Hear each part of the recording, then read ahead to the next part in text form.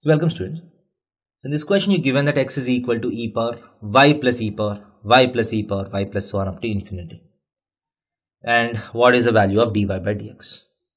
And this is a question based on the concept of infinite series, right? Infinite series.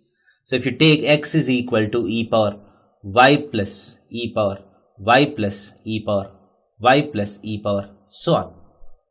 So as you can see, if you take 1 e power y separately, so this term whatever is there here, this term also looks exactly like x.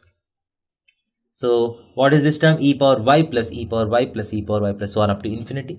This is same as x, right? So this implies x is equal to e power y plus x.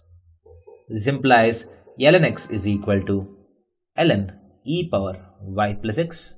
That is nothing but y plus x, ln e is 1.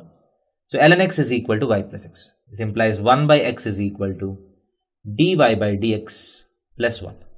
This implies dy by dx is equal to 1 by x minus 1. That is 1 minus x by x. So option C is the right option to this question. Thank you.